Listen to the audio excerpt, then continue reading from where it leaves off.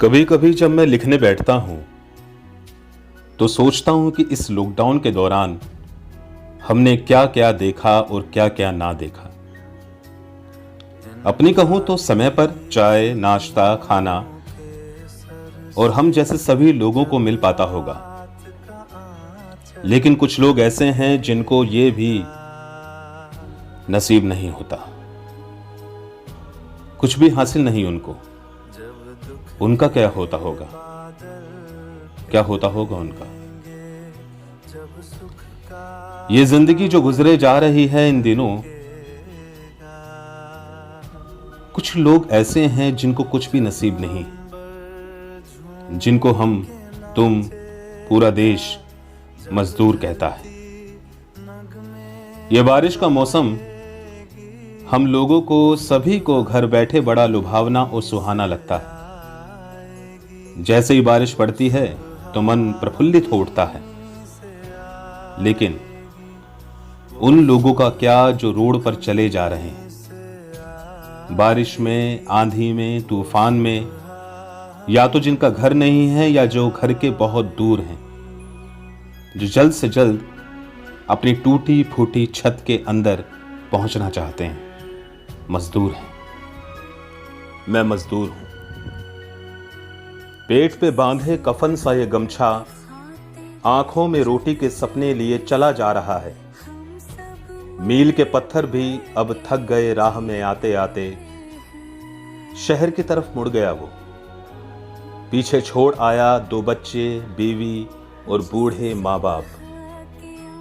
चारों के साथ साथ खुद का बोझ भी खुद के कंधों पर है।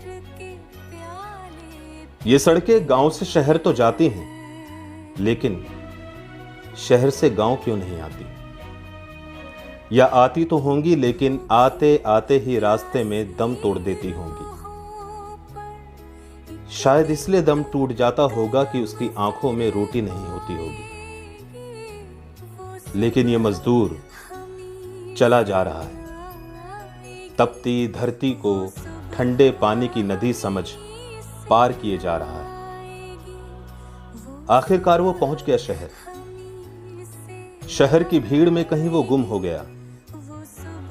कहीं काम कर रहा होगा या नहीं, उसके घर पे रोटी पहुंचती होगी या नहीं। वो तो खुद ही फटे हाल, टूटी चप्पल पहन चल पड़ा था। क्या घर में कुछ खाने को दाना पानी देकर भी आया होगा? मालूम नहीं। क्या कर रहे होंगे उसके नन्हे बच्चे? भूख से रोते होंगे तो मां बाप के वापस आने और शहर से खूब पैसे कमा लाने पर बातें बनाकर और झूठा सपना दिखाकर सुला देती होगी। बूढ़े माँ बाप आखिरी सांस का बेसब्री से इंतजार कर रहे होंगे। शायद वो खुद बोझ ना बनना चाह रहे हों। और वो शहर में कहां है? क्या काम मिला होगा? कुछ पता नहीं। सुना है शहर में सेठ मजदूरी समय पर नहीं देते, देते हैं तो बहुत कम, और 2 वक्त की रोटी भी हिसाब के साथ में गिनते हैं। कल एक अखबार में खबर आई थी कि एक इंसान भूख से मर गया। सुना है एक बड़े महल बनाने के लिए मजदूरों की भर्ती चल रही है। कुछ फावड़े और तसले बड़ी कंपनी से मंगाए गए हैं। कुछ फावड़े और कुछ लोगों के हाथ में दिखाई भी देते हैं। शायद यही मजदूर हैं।